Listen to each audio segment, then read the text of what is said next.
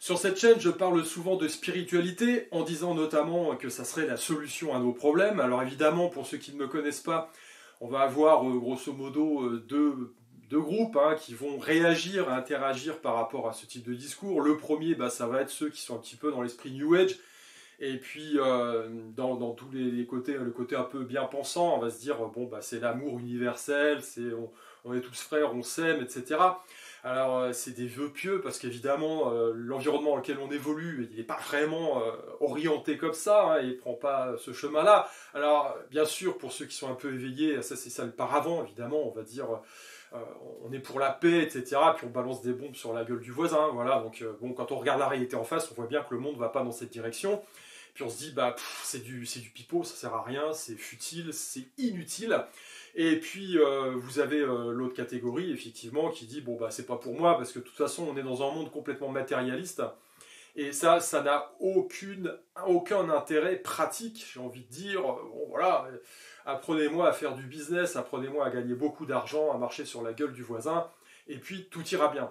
Alors en fait non, parce que finalement, du moins selon ma conception et sur la conception antique et traditionnelle, on est plutôt des êtres spirituels qui sommes incarnés dans la matière. Et puis on est tous là à se débattre et faire ce qu'on peut, surtout avec cette matière.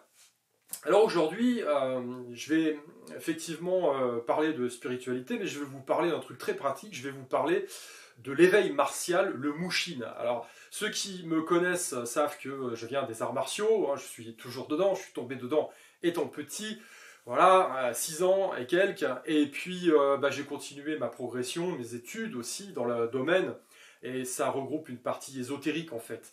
Parce que la plupart des gens qui pratiquent en Occident n'ont qu'une vision sportive du truc, alors attention, je ne suis pas en train d'essayer de noyer tout ça sous un écran de fumée, on a des exercices très pratiques.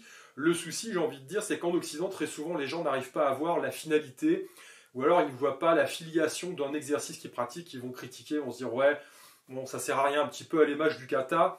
On se dit, oui, c'est bien, les gestes dans le vide, etc. Vous avez encore une fois cette population qui se scinde en deux, avec la première qui va avoir un côté très mystique et puis qui va s'imaginer qu'en faisant des katas et des mouvements dans le vide, ils vont devenir de super saiyans, de super combattants. Et puis vous avez l'autre partie, un peu plus terre à terre, qui va dire ça sert à rien, autant que je me frite et que j'aille dans un cours de MMA pour apprendre à me défendre. Donc alors aucun des deux ont raison en fait. Pourquoi? Parce que les exercices qui sont proposés, on a perdu un petit peu le sens finalement et on ne sait pas à quoi ça sert tout simplement. Alors il y a une image que j'aime prendre toujours, c'est l'image du couteau suisse. Un art martial, c'est un couteau suisse avec différents outils qui sont installés sur un manche. De toute façon, voilà, vous avez 10-15 outils. Alors la différence par rapport à un bon gros couteau, c'est qu'on peut utiliser un tournevis, on peut utiliser un tire-bouchon avec un couteau suisse, et puis on peut aussi utiliser un couteau. Alors le couteau du couteau suisse est beaucoup moins efficace que la grande lame bien sertie dans le manche de l'autre côté, du couteau qui ne fait qu'une seule tâche. Le pendant de tout ça, c'est que le couteau suisse, lui, peut exercer différentes tâches. Voilà. Et bien, l'art martial, c'est un petit peu ça. Donc, quand vous utilisez des exercices et puis que vous ne les utilisez pas dans la bonne finalité, vous faites n'importe quoi et vous prenez des vessies pour des lanternes. Voilà. Alors, l'intérêt quand même de tout ça, c'est que l'art martial, quelque part, à la base, il a subi une évolution, puisque à la base, on avait un art de guerre. Techniquement, on apprenait des techniques de guerrier, d'attaque et de défense utiles sur les champs de bataille, et puis avec le temps, tout ça s'est raffiné pour devenir un art martial, c'est-à-dire qu'on est passé du Bujutsu au Budo. Donc on est parti de la technique pure, brutale, efficace, à quelque chose qui est plus de l'ordre spirituel. Alors attention, je vais y venir après, sur cet aspect spirituel des choses. Le côté spirituel, il regroupe différents aspects et c'est comme une montagne avec différents échelons que vous devez gravir. Voilà. Et à chaque fois, vous avez des côtés très pratiques, très pragmatiques, et notamment le Mushin, qui est l'éveil martial, sur lequel je vais m'attarder dans ces vidéos. Alors, quand on est sur ce versant spirituel, grâce au Budo, on utilise la technique martiale pour s'élever spirituellement. Alors ça passe par différentes étapes, c'est aussi pour devenir meilleur en tant que combattant, mais avec une visée ultérieure qui est supérieure, c'est-à-dire qu'on vise le Satori, on vise l'éveil spirituel, à terme. Voilà, donc du coup, évidemment, nos techniques, elles sont modifiées pour aller dans cet esprit-là. Puis certains arts martiaux ont été complètement modifiés pour ne s'intéresser quasiment qu'à ça. Voilà. Alors, le problème, évidemment, c'est que plus l'on va vers quelque chose de raffiné pour aller vers un éveil spirituel, eh ben, on délaisse un petit peu le côté efficacité martiale pure. C'est le risque. Alors, quand on sait ce que l'on pratique, voilà, on utilise un exercice pour développer telle qualité, telle capacité, eh bien, on évite de prendre des vessies pour des lanternes. Alors, le côté spirituel, ça, c'est valable dans toutes les traditions. C'est ce qu'il faut comprendre, c'est que même en Occident, on a cet aspect-là. Alors, ça a été distillé à travers les religions, qui, à la base, sont déjà essentiellement des instruments de contrôle, mais comme on le dit dans les arts martiaux, ou comme on le dit en Occident, pour prendre un parallèle en Occident, vous avez l'adré et l'ubac. Par rapport à la montagne, vous avez le versant à la lumière et le versant à l'ombre. C'est-à-dire que comme une pièce a deux faces, vous avez toujours une face qui est visible, une face que l'on montre, et ensuite vous avez une face qui est cachée, qui est occulte, qui est réservée à certains initiés. Donc dans les religions, les principales religions et les principales voies spirituelles, ça va être ça. Il y a des choses qu'on montre, il y a des choses qu'on donne aux profanes, et puis il y en a d'autres qui sont réservées à des gens qui étudient, qui creusent et qui vont un petit peu plus au-delà que les simples images d'Épinal qui leur sont servies. Voilà. Donc ça, on le retrouve en Occident et on le retrouve en Asie. Alors en Asie, c'est beaucoup plus visible parce qu'il y a eu moins de volonté de masquer les choses, mais on a aussi en Occident une dimension mystique à travers les différentes pratiques et à travers des pratiques par lesquelles on peut atteindre l'éveil. C'est notamment le cas, si vous faites le parallèle, alors moi je suis plus arts martiaux asiatiques, mais j'ai étudié notamment l'ésotérisme en France, et en Europe, eh bien, vous avez effectivement l'alchimie, les alchimistes occidentaux, eh bien, recherchent finalement la même chose que les alchimistes du taoïsme et des arts martiaux et des voies zen en général. C'est-à-dire qu'on est dans une voie de transformation de l'être, avec un travail sur soi. Dans le cas de l'Occident, ça se manifeste par l'extérieur. On travaille avec la tanore, on travaille avec la rosée, des métaux qu'on raffine, etc.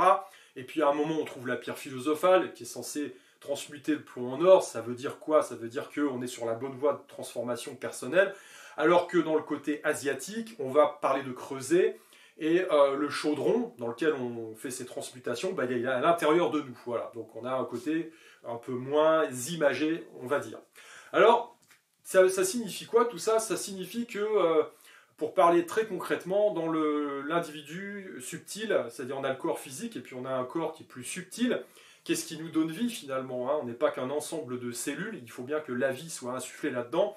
Et les grandes traditions ont évidemment répondu à cette question en disant qu'il y a plusieurs centres d'énergie dans le corps. Alors vous l'avez effectivement dans les arts martiaux et dans les traditions asiatiques, vous l'avez dans le bouddhisme, vous l'avez dans le zen, vous l'avez effectivement aussi dans l'hindouisme, hein, avec les fameux chakras. Et si je me concentre aujourd'hui sur la tradition japonaise, purement japonaise, parce que je vais vous parler du Mushin à travers cette tradition, et mon expérience en karaté, eh bien vous avez cette dimension énergétique qui imprègne les individus. Alors tous ceux qui ont fait un peu d'arts martiaux, on leur a dit la force, elle est dans le hara, elle est dans le ventre, c'est le centre. Alors d'un point de vue biomécanique, le ventre, eh bien c'est aussi le centre d'équilibre du corps, hein, c'est-à-dire si vous voulez soulever un adversaire avec un seul bras, bah, vous lui glissez le bras entre les jambes et puis vous montez. En général, il va monter, surtout si vous inclinez un petit peu sur les coucougnettes. Hein, il va vous aider, il va vous faciliter le truc, mais il va monter parce que c'est le centre du corps. Voilà. Et donc, dans ce centre du corps, on a le centre énergétique. Donc, on a le hara. C'est une zone qui est définie à l'intérieur, quelques centimètres sous le nombril et un peu en dedans, au niveau des intestins. Alors, tout ça, c'est de la bioélectricité à la base. Hein, et on a ce premier creuset qui est un creuset qu'on va dire énergétique et qui irradie tout le corps. Voilà. Alors après, plus on monte dans les tours, on est censé, alors ça correspond aussi à un chakra en hindouisme, hein, et plus on est censé travailler sur son éveil spirituel, plus ces creusets vont au fur et à mesure s'activer, puis vous avez à terme ce qu'on appelle une montée de Kundalini, grosso modo vous avez un éveil spirituel. Alors dans la vie, on a bien sûr la possibilité d'avoir plein d'éveils, hein, c'est-à-dire quand on commence à se confronter à des situations difficiles que l'on doit surmonter, bah, parfois on a des flashs, on comprend des choses. Hein. Je pense que vous avez déjà observé ça dans vos vies, hein, tout est cyclique, il y a des gens qui tournent en boucle, donc ils se prennent un mur un jour, puis ils reproduisent la boucle. Voilà. Donc une des premières choses à faire, c'est arrêter de se mentir à soi-même, et puis considérer déjà que, comme le disait ce philosophe, l'infortune vient de notre propre faiblesse, c'est-à-dire que l'on est essentiellement responsable de ce qui nous arrive, par lâcheté, par fainéantise, enfin pour tout un tas de raisons, ou parce qu'on n'a pas été suffisamment lucide, mais quand vous prenez conscience de ça, vous prenez vos responsabilités, et ensuite vous modifiez des choses, et donc vous sortez de cette boucle infernale. Donc c'est une forme d'éveil. Alors aujourd'hui je vous parle de l'éveil martial, du Mushin. Pourquoi? Parce que dans les arts martiaux, on considère effectivement que le centre de gravité du corps, c'est-à-dire au niveau du ventre, eh bien c'est le centre de production énergétique essentiel, tout part de là. Alors techniquement, évidemment, ça se matérialise par certaines choses, hein. On a une verticalité lorsque l'on travaille dans les arts martiaux, notamment japonais, hein. On cherche à être le plus droit possible. On a un gros travail au niveau de la rotation des hanches, qui servent à la fois à produire la force pour pouvoir frapper, et la force et la mobilité nécessaire à l'esquive également, donc ça c'est d'un point de vue biomécanique, et on va chercher justement à travailler, à répandre cette énergie. Alors le travail il se fait de deux façons complémentaires, on va dire, parce qu'il y a un travail sur le ventre, mais il y a un travail sur l'intellect, sur la tête. Alors là il faut remonter au niveau du cerveau, voilà. Alors le cerveau, évidemment, il y a différentes études qui ont été faites, et vous avez grosso modo 3 cerveaux qui sont superposés. Donc il y a un cerveau que l'on connaît bien, qui est évidemment le néocortex, qui nous sert à réfléchir, à échafauder un tas de trucs. Et puis on a un cerveau qui est plus mammifère, qui est juste en dessous, qui est le siège des émotions. On simplifie, hein, on va évidemment simplifier tout ça. Et puis en dessous, la première couche, la plus dure, la plus ancienne finalement, c'est le cerveau reptilien. Le cerveau reptilien, c'est ce dont on a hérité de nos millions d'années d'évolution. C'est ce qui a permis à notre espèce de rester en vie à travers toutes les vicissitudes de l'histoire, que ce soit les virus, les accidents, les attaques, etc. Et donc c'est celui sur lequel on doit se reposer essentiellement en cas de crise grave et instantanée, comme une agression par exemple, ou un combat. Pourquoi? Parce que vous n'avez pas le temps de réfléchir, et si vous réfléchissez, comme on le dit, la réflexion tue l'action. Donc évidemment, lorsque vous êtes en situation de survie ou de stress extrême, ce n'est pas le cerveau intellectuel, le néocortex sur lequel vous allez devoir vous reposer, c'est sur le cerveau instinctif, le cerveau reptilien. C'est celui qui a la capacité de vous maintenir en vie. Alors, comment on fait tout ça? Pour accéder à ces couches de cerveau, déjà quand vous pensez trop, vous êtes mal. Ça veut dire qu'il faut arrêter de penser. C'est pour ça qu'effectivement, on a affaire parfois à des personnes qui n'ont pas un niveau ou un QI intellectuel très élevé, et puis elles descendent vite, elles redescendent vite au niveau reptilien. Alors si vous êtes quelqu'un qui est un peu plus qui est intellectuel, vous avez des difficultés, il va falloir redescendre d'un étage pour aller au niveau du cerveau émotionnel, mais alors si vous êtes trop émotionnel, ça ne va pas non plus, et donc vous avez encore un effort pour descendre au niveau instinctif, au niveau reptilien. C'est celui qui va vous permettre de rester en vie. Voilà, donc comment on atteint tout ça? Eh bien on atteint tout ça, et on se sert de ça grâce à des exercices et grâce à un travail raisonné. Donc dans les arts martiaux traditionnels, on va chercher à développer ce centre énergétique au centre du corps, et on va chercher à rechercher l'esprit vide, l'esprit le plus calme possible. Et c'est ce qu'on appelle le Mushin. C'est-à-dire qu'à un moment donné, quand vous réussissez à faire le vide dans votre tête et quand vous êtes dans une situation de combat, eh bien il n'y a plus la place ni pour la réflexion, il n'y a plus la place ni pour les émotions, il y a la place pour le vide et l'action. C'est tout. Et comme le disait un célèbre professeur, l'action, le cerveau, lui, n'est pas fait pour réfléchir. Alors c'est contre-productif. À la base, on se dit, le cerveau, il sert à réfléchir. Oui, parce qu'on élabore un tas de trucs. Mais à la base, le cerveau, et ça c'est lié à notre évolution, il est fait pour agir. Voilà. Donc quelque part, le cerveau pensant, le néocortex, peut être votre ennemi à un moment donné. D'où tout ce travail qui est fait dans les arts martiaux traditionnels pour faire un maximum le vide dans sa tête. Alors ça passe par différents exercices. Lorsque l'on est par exemple en karaté, au début de la séance, à la fin de la séance, on va faire ce qu'on appelle mokuso. Mokuso, c'est une forme qui va durer quelques secondes, hein, selon les profs, certains même ne le font même plus. C'est une forme de méditation classique qui ressemble au zen, donc on est en saiza, on est sur les genoux, et puis on fait le vide dans sa tête. Voilà. Alors c'est juste marqué d'un point de vue symbolique, mais normalement cet exercice qui est pratiqué, entre guillemets, entre deux, parce qu'on se salue puis on va vite démarrer la session d'entraînement, c'est un exercice à part entière. C'est un exercice qui est, s'il est inclus dans la phase du salut, de notre préparation au cours, c'est un exercice qui est un exercice à part entière à la base, c'est l'exercice de méditation par excellence, qu'on retrouve dans la voie zen. Si vous allez faire de la méditation zen, bah, vous venez juste pour ça. Donc il n'y a pas d'échauffement après où on ne se balance pas des kicks dans la tronche. On est là juste pour méditer, c'est-à-dire se mettre en saïsa ou sur les genoux, assis, dans une verticalité la plus droite possible. Et on fait le vide dans sa tête en se concentrant sur la respiration. Voilà. Donc on a ce reliquat déjà en karaté au moment du salut, au début et peut-être à la fin. Et ça dépend des profs. Et ensuite on a tout un ensemble d'exercices qui sont, on va dire, des exercices traditionnels codifiés, donc c'est pas du combat, et on a différents niveaux. Alors ça, c'est mal compris par évidemment les débutants, et puis voire même des gens qui sont assez gradés en karaté, ne comprennent pas pourquoi on fait ce type d'exercices qui ont l'air complètement artificiels au vu de l'évolution des sports de combat. C'est-à-dire on a une forme qui est quelque part très rigide, qui est encore une fois codifiée, et puis on a des attaques qui sont stéréotypées. On se dit, bah oui, mais regardez, là, si je fais ça, je vais me faire contrer, etc.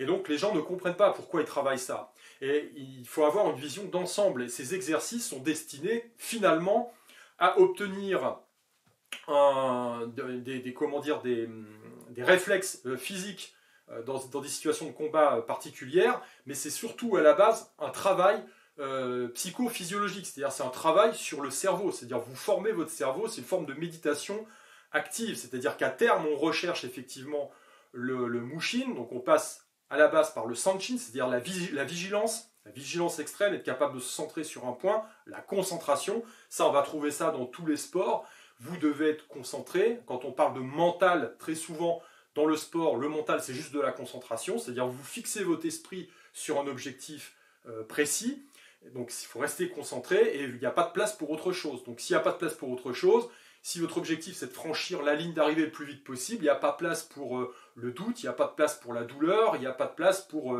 l'énervement, etc., etc. Donc ça c'est très important.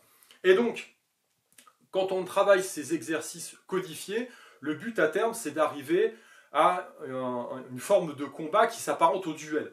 Alors évidemment, en karaté, on peut pratiquer le karaté, moi j'aime bien ça aussi, comme une forme de kickboxing, on se balance des pains dans la tronche, on va bloquer, on fait des enchaînements, on fait des feintes, etc. Mais à la base, dans l'esprit japonais, le karaté c'est plus une escrime de jambes et de bras. Et l'escrime, eh bien, comme son nom l'indique, je suppose, hein, vous mettez à la place du poing un poignard ou alors une épée, eh bien, vous piquez et c'est fini. Hein. C'est pas un point qui est ganté où on balance 3 coups, 4 coups, l'autre il peut encaisser, on remise. Non, là, il y a un coup, en tsuki, on traverse, et c'est comme une lame. On pique, on plante, et on peut blesser grièvement ou tuer l'adversaire. Donc on est dans l'esprit du duel, c'est-à-dire que ces exercices ils sont conçus pour travailler l'état d'esprit, le cerveau, pour obtenir ce mushin. Voilà. Alors vous avez un premier niveau, et donc ces exercices sont requis pour les passages de grade. Encore une fois, il y a beaucoup de gens qui ne comprennent pas pourquoi on fait ça. Donc le premier niveau, il est très simple, on est à distance, et on travaille, encore une fois, à pleine puissance, à pleine intensité, et à pleine intensité émotionnelle, sur une attaque qui est définie à la base, dans une forme codifiée au niveau du corps, et le partenaire en face, comme on lui a annoncé l'attaque, alors il est censé parler un petit peu japonais, mais avec l'habitude il s'en sort quand même, donc à moins qu'il roupille, il n'est pas censé se prendre le coup, eh bien il a un blocage et une défense adaptée à l'attaque qui vient. Voilà, donc c'est très formel. Ça c'est le premier niveau. Ensuite on va monter dans les tours, et puis on arrive à un point où les gens se mettent en garde, ils démarrent en garde, ensuite ils démarrent à distance, et puis ensuite, donc ça c'est des formes de progression logique, et ensuite ils vont se mettre en position, ils vont annoncer l'attaque, et ils vont lancer leur attaque plein pot, mais en position de garde, avec une recherche de distance. Mais l'intensité est toujours la même, et le maximal, qu'elle soit physique ou émotionnelle, et la personne en face, elle est censée traiter l'attaque en modifiant sa réponse. C'est-à-dire que parfois, elle va faire un blocage, une contre-attaque, donc elle travaille sur le 1-1, une attaque, je bloque, je contre, voilà. Parfois, elle va rentrer dans l'attaque, c'est-à-dire qu'au moment où l'autre démarre, l'autre elle rentre dedans, voilà. Donc ça, c'est une forme de travail également, il y a des esquives, il y a tout ça. Donc on commence à augmenter le niveau technique. Et la forme ultime, ça va à ce qu'on appelle le Jukumite, le Juippon Kumite. Donc ça se fait sur une attaque. Et là, encore une fois, on est dans une forme de duel. Alors très souvent, c'est compliqué ça en passage de grade, parce qu'il y a de la casse. Voilà. Pourquoi? Quand c'est fait avec sincérité, c'est-à-dire dans l'esprit du duel, un coup, une vie, eh ben, il y a de la casse, parce qu'on est à 3-4 mètres de distance, et puis quand on démarre, on définit juste un attaquant, un défenseur, et puis l'attaquant attaque plein pot sans dire ce qu'il fait. Donc il lance qu'une seule attaque, il n'y a pas de feinte évidemment, c'est vraiment l'esprit du duel. Encore une fois, il faut imaginer un duel de western avec les mecs qui sortent le gun et ils tirent une balle. Hein. Donc c'est un gros travail mental. Voilà. Et la personne qui est en face, qui est censée être le défenseur, eh bien effectivement, il va traiter cette attaque. Alors soit il brise net la vague qui attaque, donc il rentre dedans, soit il va bloquer, soit il va faire un tas de choses. Et c'est à ce moment-là, c'est à ce niveau-là que l'on peut avoir un mushin, c'est-à-dire une forme d'éveil martial. Et quand vous êtes dans un état d'esprit particulier, c'est-à-dire vous faites le vide complètement dans votre tête, vous avez réussi, et puis vous n'êtes concentré que finalement sur l'instant présent, l'ultime moment présent, il peut parfois se passer ce qu'on appelle un mushin, c'est-à-dire un éveil martial. Alors les qualités qui sont développées à travers ça, eh bien, elles sont déjà au niveau à la fois physiologique et au niveau psychologique. Ça s'exprime de différentes façons. Vous n'avez pas de sensation de fatigue. Vous avez une sensation d'enracinement. Vous êtes complètement présent dans l'instant, prêt à réagir. Vous percevez les moindres choses qui se passent autour de vous à 360 degrés. C'est-à-dire vous avez effectivement l'adversaire qui est en face de vous, mais vous n'êtes pas centré sur lui exclusivement. Vous êtes centré sur le tout. Et vous êtes centré sur l'instant finalement. Vous avez une perception qui est dénuée d'empathie. Vous êtes juste là pour faire un boulot froidement. Et vous n'avez pas conscience effectivement que vous pouvez blesser l'autre, que vous pouvez vous blesser vous-même, que vous pouvez effectivement que les coups peuvent se télescoper. Hein, ça c'est déjà arrivé, ça arrive. Hein, parce qu'on n'a pas de protection, parce qu'on n'a qu'un coup à lancer, puis on doit le lancer plein pot, et que effectivement on n'est plus dans le jeu sportif entre guillemets où on peut faire des feintes, où on peut se créer l'ouverture pour ensuite attaquer franchement sans grand risque. Là effectivement on doit démarrer boum directement, donc c'est très compliqué. Et donc quand vous avez cette forme d'éveil, vous avez des sensations finalement. Alors ça dépasse le cadre de la perception pure telle qu'on peut l'imaginer. Si je prends l'exemple d'un coup de poing de cow-boy, c'est facile, vous allez voir le type qui arme, donc vous savez ce qu'il va faire, vous savez que le coup va partir de là, il a le temps d'armer pour ensuite propulser son poing, donc c'est plus facile à traiter. Là, on a affaire à des gens qui ont l'habitude, qui maîtrisent leur art et qui laissent le moins d'appels possible visibles. C'est-à-dire, normalement, vous ne percevez quasiment pas le mouvement d'attaque, donc vous ne savez pas ce qu'il va faire. Est-ce qu'il va attaquer avec une jambe avant, jambe arrière, un poing, etc. Vous ne savez pas. Et pourtant, parfois, ce qui se passe, eh bien, vous avez cette forme d'éveil. Vous savez instantanément ce que l'autre va faire. Alors c'est difficile de faire comprendre ça à des gens qui ne l'ont pas expérimenté eux-mêmes parce qu'on introduit un temps de latence. Hein, je perçois un truc, je réagis en conséquence. C'est pas du tout comme ça que ça se passe. Il y a dans l'instant, vous avez perçu, vous avez réalisé en fait le geste. C'est-à-dire qu'avant qu'il soit fait, vous l'avez fait. Vous êtes rentré dedans. C'est-à-dire que c'est limite quantique comme truc. Vous avez déjà touché avant que ça arrive. Voilà, c'est difficile à intégrer, mais c'est un petit peu comme ça que ça se passe. Et concrètement, de l'extérieur, qu'est-ce qu'on voit? Eh bien, on va voir par exemple celui qui était défini comme attaquant qui va balancer un coup de pied circulaire. Et puis, vous avez l'autre en face qui va bloquer avec son genou et qui a déjà contre-attaqué et qui a frappé au visage. Voilà, moi, ça m'est déjà arrivé en passage de grade notamment, puisqu'on est dans une ambiance effectivement de compétition. Donc, l'intensité elle est élevée. Et donc, effectivement, je me suis retrouvé dans ces phases d'intensité à ressentir instantanément ce qui devait être fait ou planter l'autre sans qu'il ait pu bouger. Voilà. Et donc, cet éveil martial, donc ce mushin, c'est un des premiers steps finalement sur l'éveil global qui est l'éveil spirituel. Où là, on est plutôt en fusion avec le tout. Donc, c'est ce que l'on doit rechercher finalement. Mais d'un point de vue purement pratique, quand vous êtes sur cette voie-là de réalisation, donc on parle bien de spiritualité, vous voyez qu'il y a une dimension purement pragmatique, purement pratique à développer ce type de capacité. Parce que vous allez avoir une forme de sixième sens qui va se développer. Vous allez percevoir les événements, les choses. C'est un petit peu comme des antennes, si vous voulez. C'est-à-dire vous êtes comme une araignée, vous avez vos toiles qu'on ne voit pas, mais elles sont là, les toiles. Et puis, vous avez tissé votre toile et à l'extrémité de la toile, vous avez un insecte qui bouge, qui envoie une infime vibration que vous allez capter. Et donc, vous êtes à même de prendre des dispositions en amont, de vous placer, de vous positionner correctement ou de ne pas vous retrouver dans des situations difficiles parce que vous avez capté effectivement le danger qui pouvait venir. Voilà.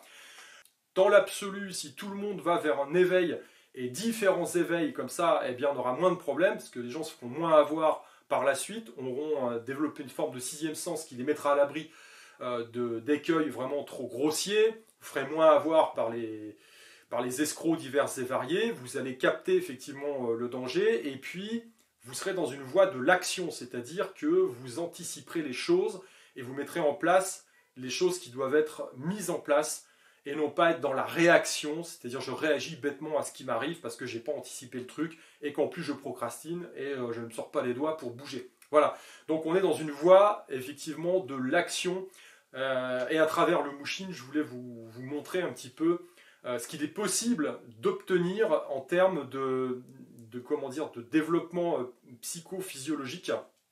Alors évidemment, quand on est dans une voie du point, une voie du travail physique, on a développé des qualités athlétiques, évidemment, il faut renvoyer le point, voilà. Mais que lorsque vous maîtrisez le temps, vous n'avez pas besoin d'avoir 50 kg de muscles sur votre carcasse qui ne servent à rien parce que vous êtes toujours à contre-temps et vous ratez le coche. Vous êtes dans l'instant là où vous devez être et vous touchez le premier. Et c'est ça qui compte d'un point de vue efficacité martiale. Et ça, ce sont des qualités qui sont transposables dans la vie, bien évidemment. Voilà.